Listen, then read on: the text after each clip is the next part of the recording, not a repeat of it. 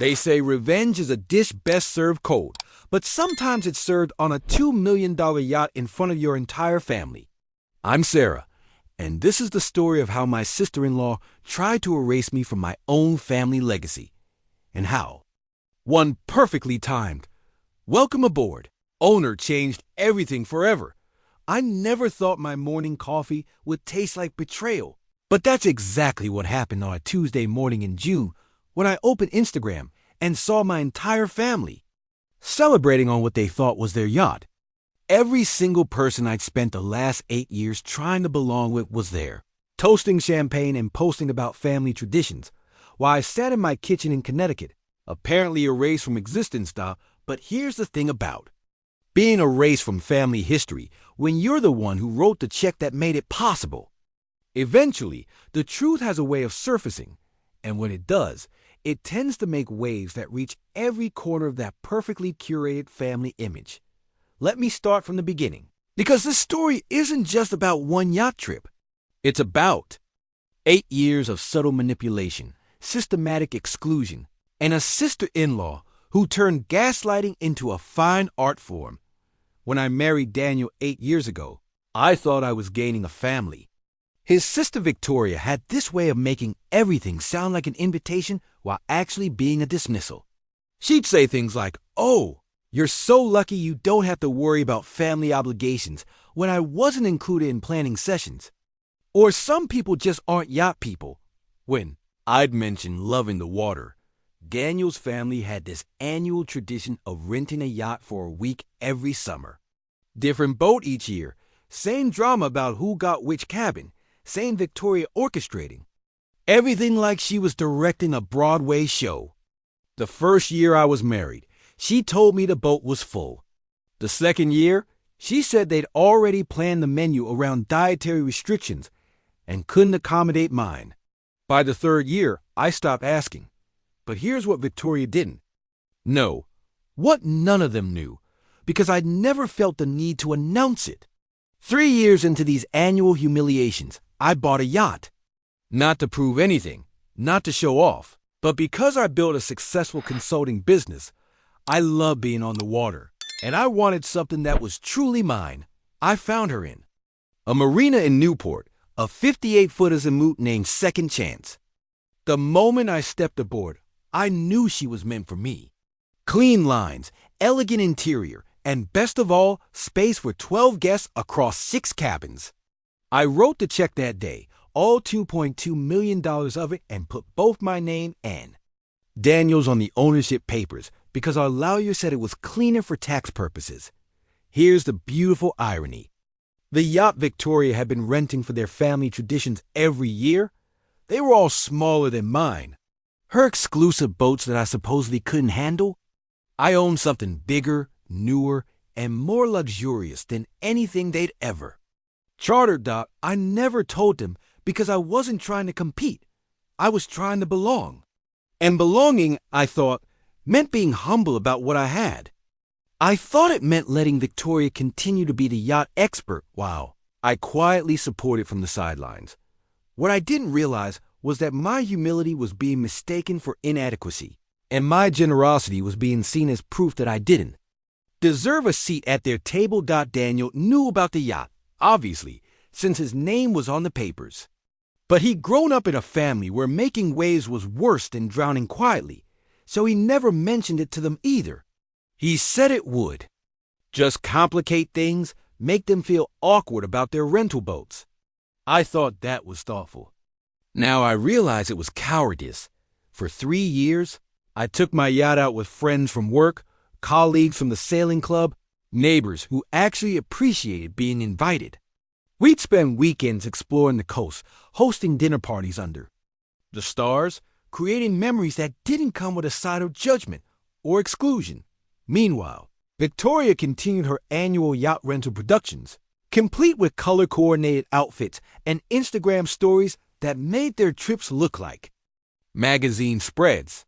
She'd post photos of the family yacht with captions about tradition and legacy, tagging everyone except me. When I'd like the photos, she'd send me private messages saying things like, "Maybe next year there'll be room for everyone," with a sad face emoji. The manipulation was so subtle, so perfectly executed, that for years I wondered if I was imagining it. Maybe I really was too sensitive. Maybe I really didn't fit in. Maybe their yacht trips were better without me. Then came this past spring. When everything changed, I was at my yacht club's annual gala, a charity event where local boat owners showcased their vessels to raise money for maritime education. I'd volunteered to host tours of Second Chance, and she was gleaming under the harbor lights, looking like the queen of the marina. That's when I overheard a conversation that made my blood run cold. Victoria was there with her husband Marcus, apparently scoping out boats for this year's rental. They were standing maybe 20 feet away, and the way that sound carries over water, I could hear every word. The problem with Sarah, Victoria was saying to Marcus, is that she doesn't understand our family. She thinks money can buy her way into traditions, but some things are earned through blood and time. Marcus made some non-committal sound, but Victoria continued. Daniel's too soft to tell her that she's never going to be real family. She's perfectly fine for holidays and birthdays, but the yacht trip, that's sacred. That's for people who understand what the Preston name means. I stood there, frozen, holding a champagne flute that I forgot I was holding. Plus, Victoria went on, she's always so awkward around boats. Remember when she suggested we get a bigger one last year? Like she has any idea what that costs, or what we'd need. It's embarrassing.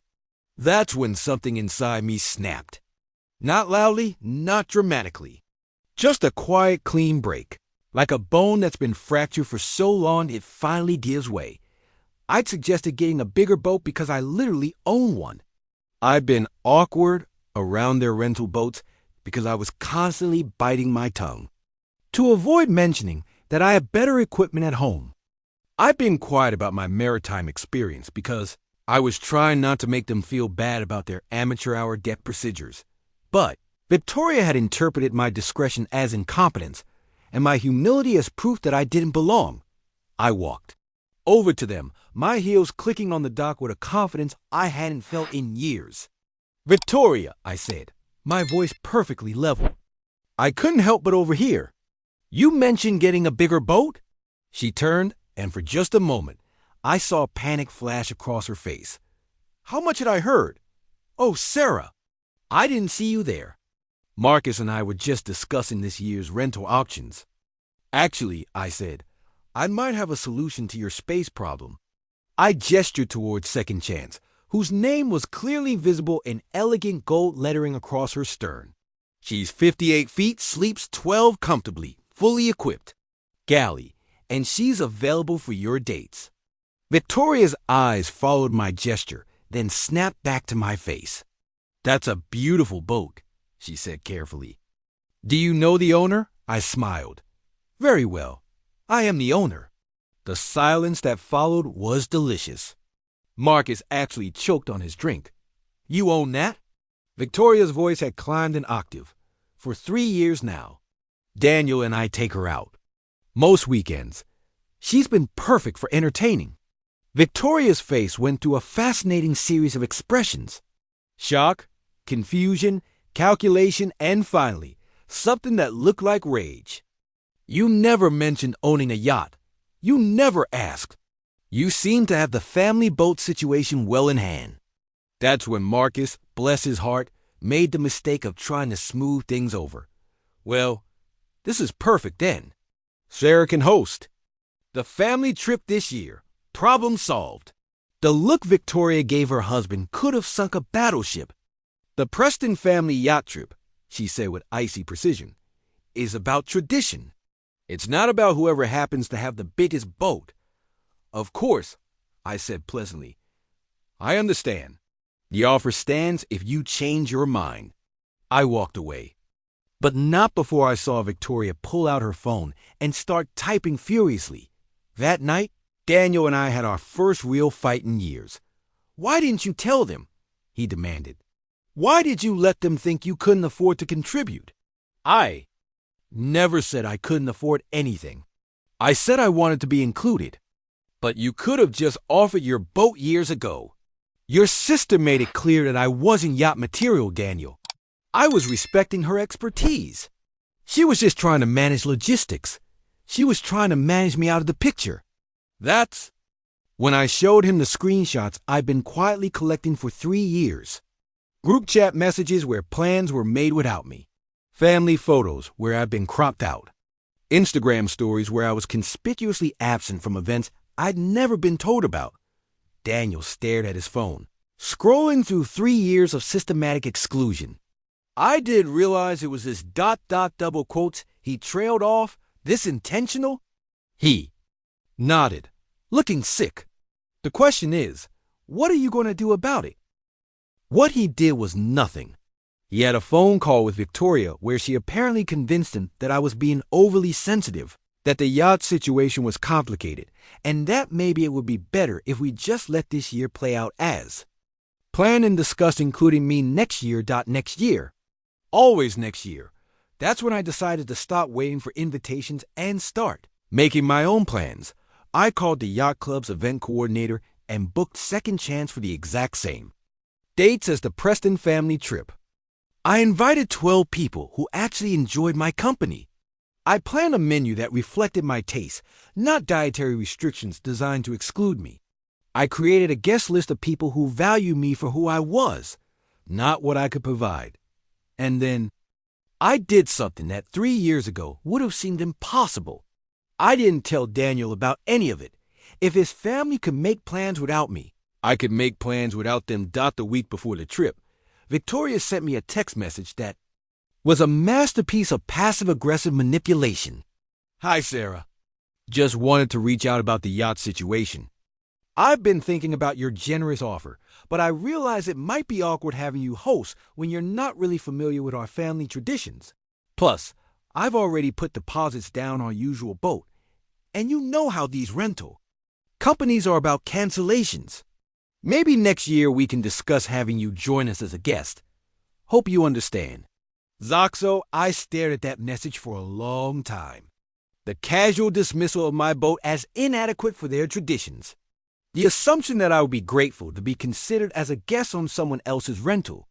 The implication that my 3 years of boat ownership somehow qualified me as less EXPRIENCED than their annual rental adventures. I screenshotted the message and saved it to a folder I've been building on my phone. Insurance, I told myself. Documentation. Then I replied, no problem at all. Enjoy your trip.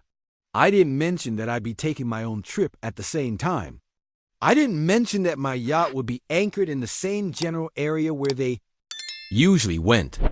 I didn't mention anything at all. Let them have their traditions. I'd make my own. The morning we were supposed to depart, Daniel was acting strange.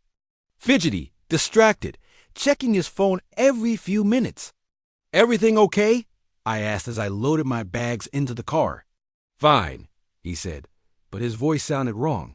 Just, you're sure you're okay with not going with my family? Daniel, I was. Never invited to go with your family. I'm going with my friends. Right, of course. It's just... Victoria mentioned that if you really wanted to join them, there might be room. I stopped loading the car and looked at him. She mentioned this when? Last night. She called and said she felt bad about the misunderstanding, and maybe they could squeeze in one more person. One more person. Well, yes. The boat's pretty full, but... Daniel, do you hear yourself? Your sister is offering to squeeze me in as one more person on a boat that's smaller and less equipped than the one I own. She's doing me a favor by allowing me to pay for the privilege of being an afterthought. It's not like that. What's it? Like then? He couldn't answer because we both knew exactly what it was like. I'm taking my yacht out with people who actually want me there, I said. You can either come with me or you can go explain to your family why your wife chose self-respect over their charity. He came with me. I'll give him that. But he spent the first day of our trip checking his phone constantly, monitoring his family's Instagram stories, and generally making it clear that he wished he was somewhere else.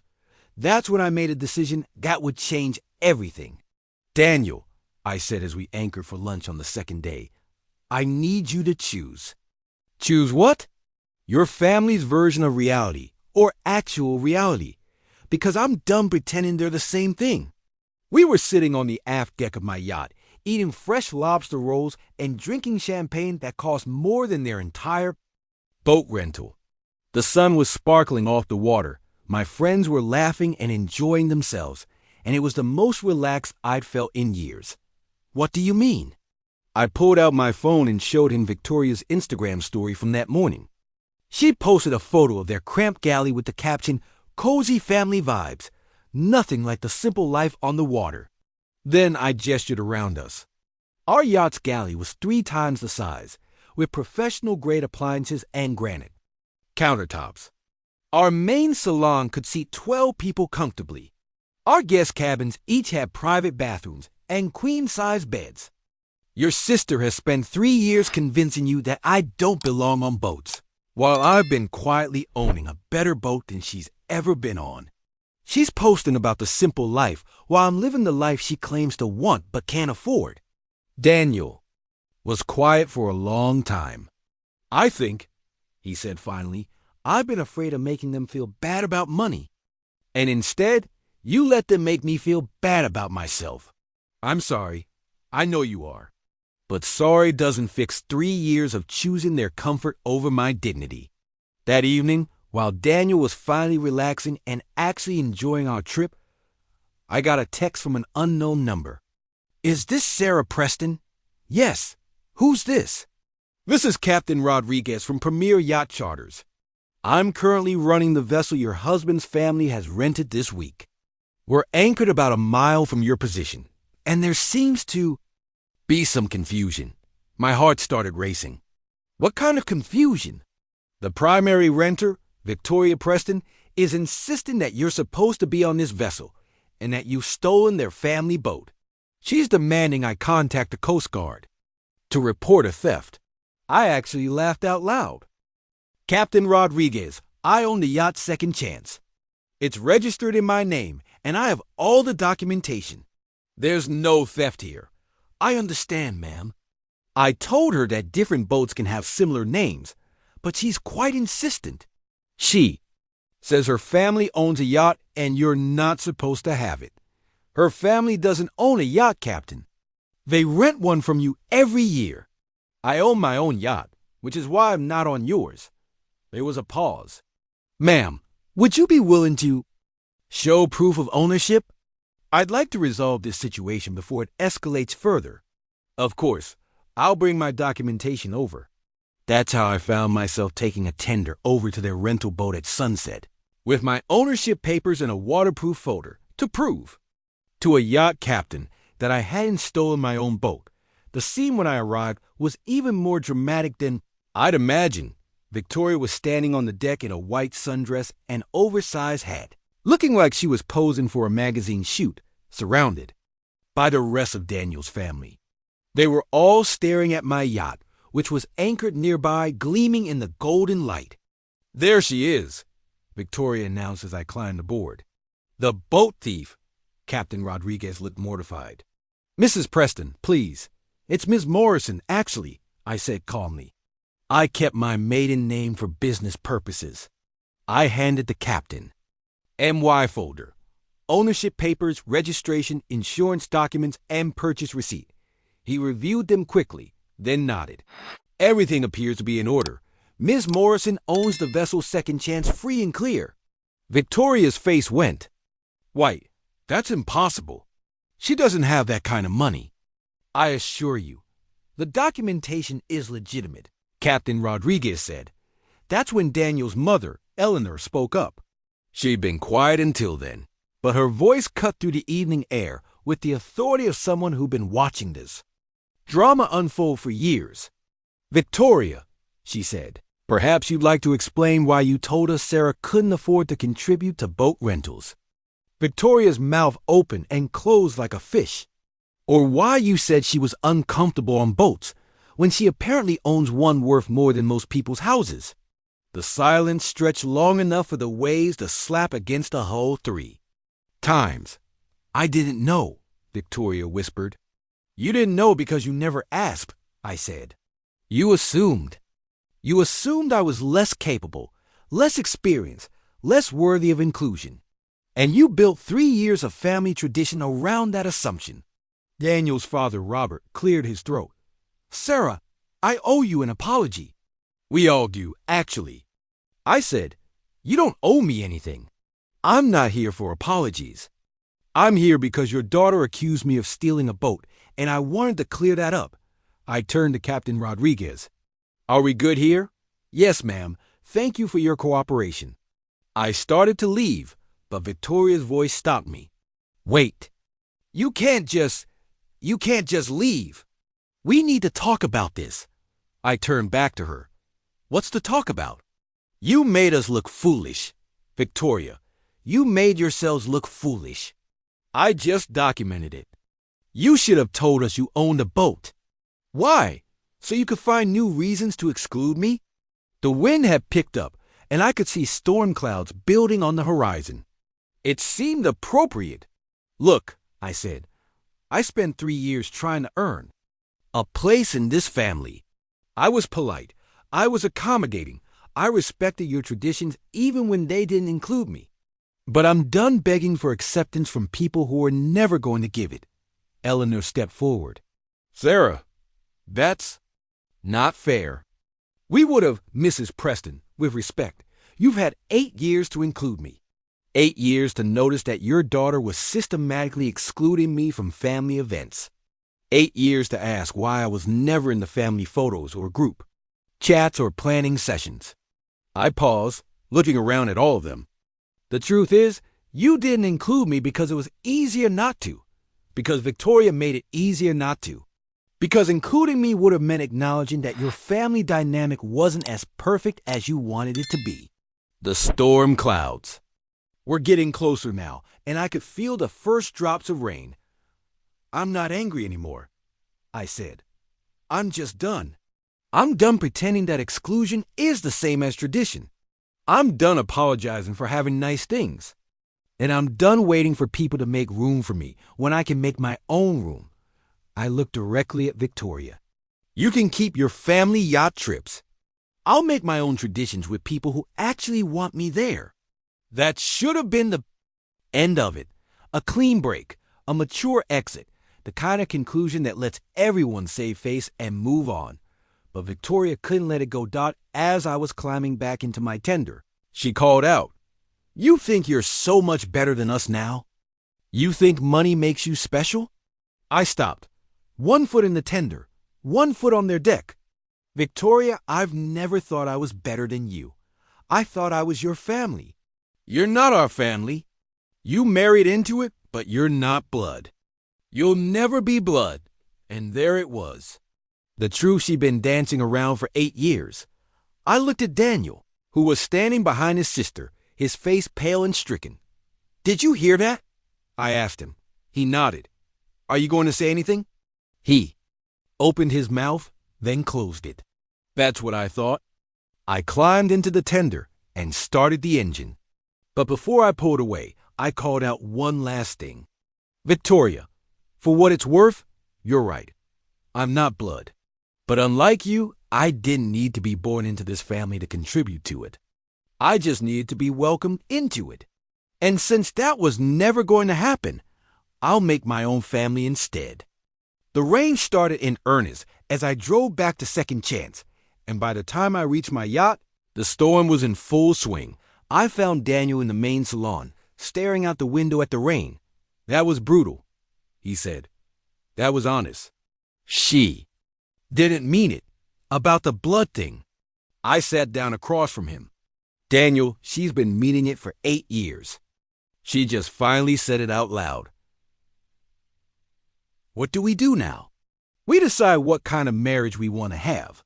One where your family's comfort matters more than my dignity, or one where we're actually partners. He was quiet for a long time, watching the lightning illuminate the water. I choose you, he said finally. I should have chosen you 3 years ago, but I choose you now. The storm passed overnight, and the next morning dawned clear and bright. I woke up to find Daniel on the deck. coffee in hand, looking more peaceful than I'd seen him in years. "Good morning," I said, joining him with my own cup. "Good morning, Captain," I laughed. "Captain? It's your boat. That makes you the captain." We stood there in comfortable silence, watching the sunrise paint the water gold and pink. "Do you regret it?" he asked. "Standing up to them like that?" "I regret waiting so long to do it. What happens now?" "Now we sail home. We go back to our real life. And we build our own traditions. Will you ever forgive them?" I thought about that for a moment. Forgiveness isn't about them, Daniel. It's about me. And I forgive myself for waiting so long to stand up for myself. As we prepared to head home, I got a text from an unexpected source, Daniel's mother. "Sarah, I've been thinking about our conversation last night. You were right about a lot of things. I hope you'll give us a chance to do better. Eleanor."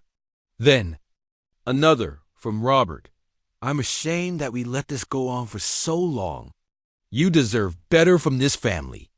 And then, surprisingly, one from Marcus. "Victoria's struggling with what happened. She knows she was wrong, but she's too proud to admit it. Give her time." The only person who didn't reach out was Victoria herself. That afternoon, as we were pulling into our home marina, Daniel's phone rang. It was Victoria. "Put it on speaker," I said. He did. "Daniel, are you there?" "I'm here, Victoria. Sarah's here too." A long pause.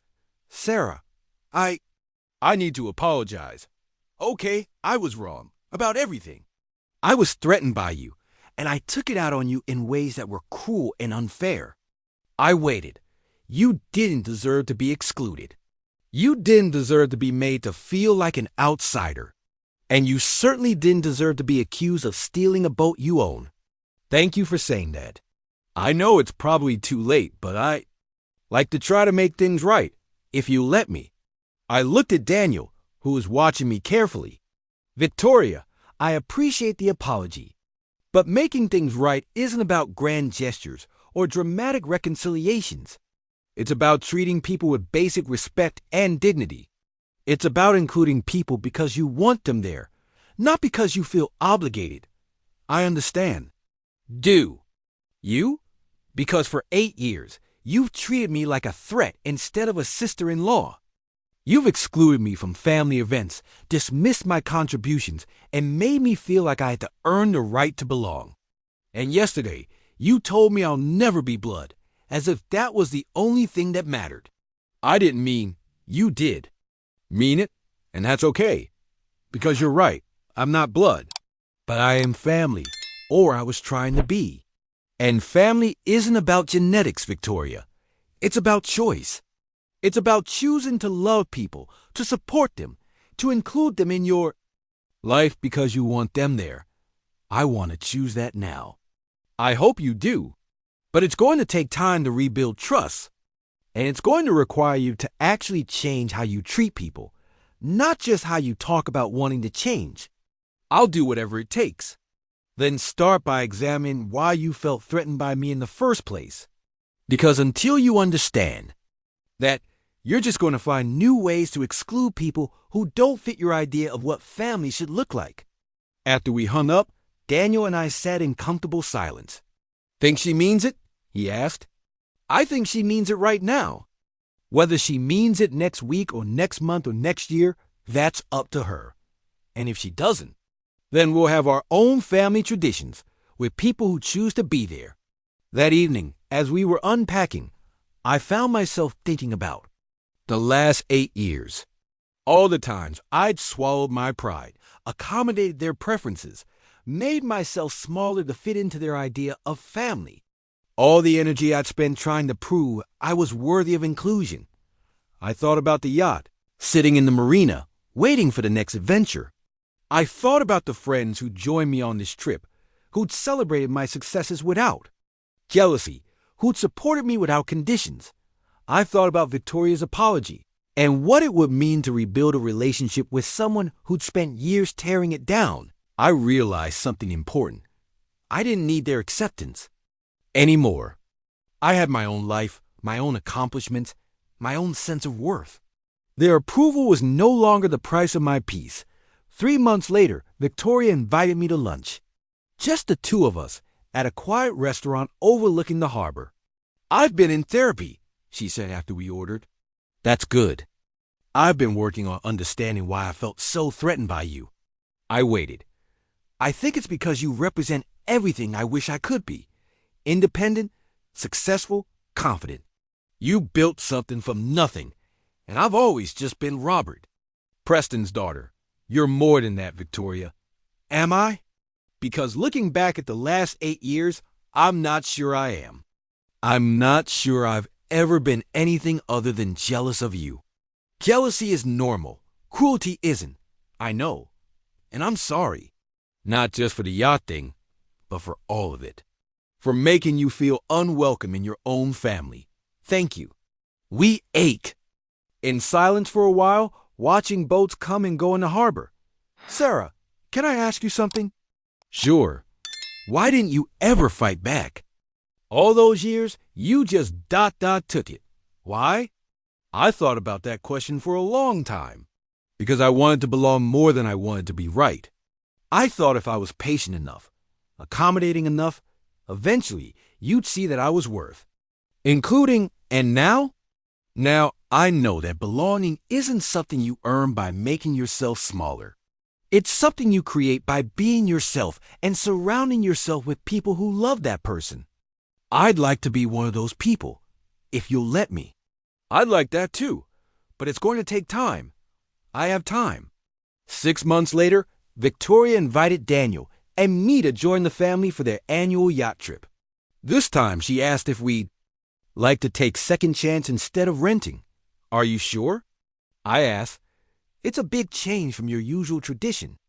"Maybe it's time for a new tradition," she said. "One that includes everyone," so we did.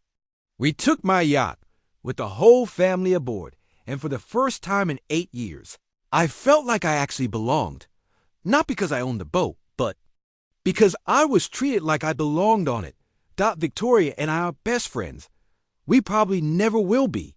But we're family now, in the way that matters. We choose to include each other, to support each other, to show up for each other. And Daniel, he's learned to speak up, to choose his wife over his family's comfort, to stand up for what's right instead of what's easy. As for me, I've learned that you can't love people into treating you well. You can't earn respect by accepting disrespect. And you can't build genuine relationships on a foundation of making yourself smaller. Sometimes, the most loving thing you can do is set boundaries. Sometimes the most family-like thing you can do is refuse to accept being treated like less than family. And sometimes, the best revenge isn't revenge at all. It's living well with dignity, surrounded by people who see your